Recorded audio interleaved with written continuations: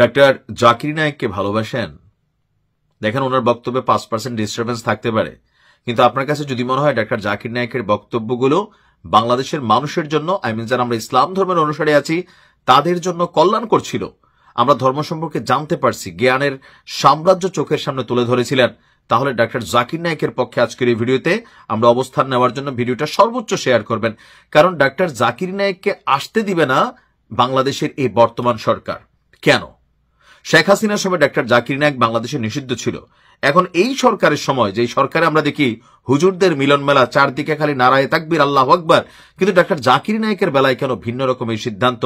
যদিও একটা ব্যাখ্যা দিয়েছে আমাদের স্বরাষ্ট্র মন্ত্রণালয়, কিন্তু আমার কাছে মনে হয়েছে এই সিদ্ধান্তটা ভারতের হস্তক্ষেপ হচ্ছে। কেন? ভারতের পররাষ্ট্র মন্ত্রণালয় গেল কয়েকদিন আগে তারা বলছিল যে ডাক্তার জাকির নায়েক আসলে তাকে গ্রেপ্তার করতে হবে, তাকে দিল্লির হাতে যেন তুলে দেওয়া হয়। তো সরকার সম্ভবত সেই জন্যই যে আসলে কিন্তু গ্রেপ্তার করতে হবে, সো গ্রেপ্তারও করতে চায় না, আসতেও দিতে চায় না।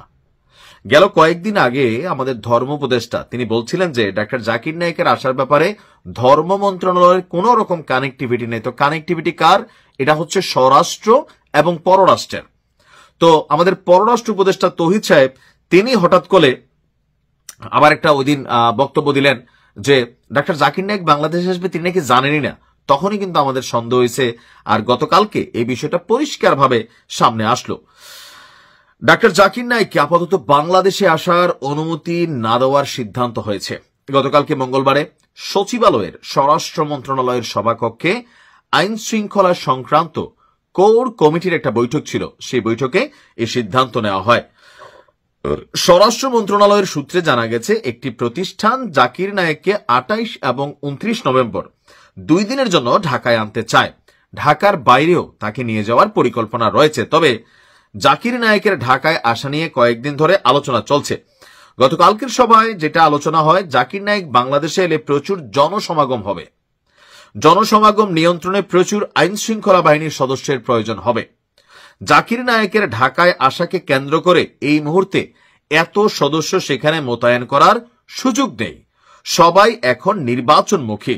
সবাই সিদ্ধান্ত হয়েছে জাতীয় নির্বাচনের পর তিনি ঢাকায় আসতে পারেন, তবে নির্বাচনের আগে নয়। তার মানে এই সরকার নিজেদের উপরে বিপদ আনতে চাচ্ছে না, কারণ জাতীয় নির্বাচন হয়ে গেলে তো এটা রাজনৈতিক সরকার থাকবে।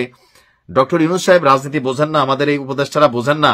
এটা আসলে আমার আজকের এই বক্তব্য শুনে মনে হলো না। কেন? দেখেন, এই মুহূর্তে যদি আনে এই দায়ভার কার? এই সরকারের। নির্বাচনের পরে আনলে দায়ভার কার?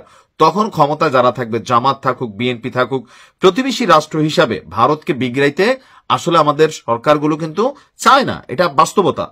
আমরা যারা আমজনতা আছি, আমরা অনেক কিছুতে পক্ষে কথা বলি, অনেক কিছুতে বিপক্ষে কথা বলি, কিন্তু রাষ্ট্র হিসেবে বাংলাদেশ ভারতকে সমীহ করে, এটা প্রমাণিত হয়ে গেল।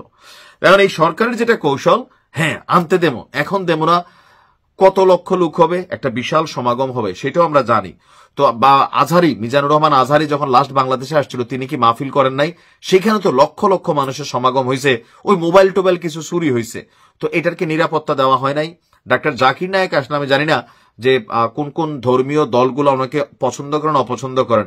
এখন যদি বিষয় হয় জামাত ওনাকে পছন্দ করে না, যদি বিষয় হয় চরমোনাই পছন্দ করে না, যদি বিষয় হেফাজত পছন্দ করে না, তাহলে বুঝতে হবে তাদের একটা প্রভাব সরকারের উপর তলে তলে চাপানো হয়েছে। সরকার যে সিদ্ধান্তটা দিছে এটা যৌক্তিক, যে হ্যাঁ এখন এত লোক আসলে আইন শৃঙ্খলা বাহিনীটা মেনটেন করতে পারবে না। তবে আজহারি হুজুর যখন মাহফিল করে, তখন জামাত তাদের নিজস্ব সিকিউরিটি সিস্টেম অ্যাক্টিভ করে। মাওলানা মামুনুল হক তিনি যখন কোনো প্রোগ্রাম করেন, তাদের নিজস্ব সিকিউরিটি সিস্টেম অ্যাক্টিভ হয়। চরমোনায় যখন সমাবেশ করেন, তাদের নিজস্ব সিকিউরিটি সিস্টেম আছে, আর রাষ্ট্রীয় বাহিনী সেখানে একটু সহযোগিতা করে। তো জাকির নায়েকের আসার ব্যাপারে যদি আমাদের এই প্রধান 3টে ইসলামিক দলের কোন রকম আপত্তি না থাকে, তাহলে আমি মনে করি 3 দল চাইলে 100% জাকির নায়েক আসতে পারে, এবং কি আইন শৃঙ্খলা বাহিনীর এতটা পেরেশানি হবে না, লোক সমাগমটাকে ঠেকানো যাবে, বা এটাকে ম্যানেজ করা যাবে। এই ধরনের সিদ্ধান্ত এই সরকারের সমালোচনা তো অনেক আছে, আরেকটু বাড়াই দিল, এটা মনে রাখেন। ভালো থাকুন।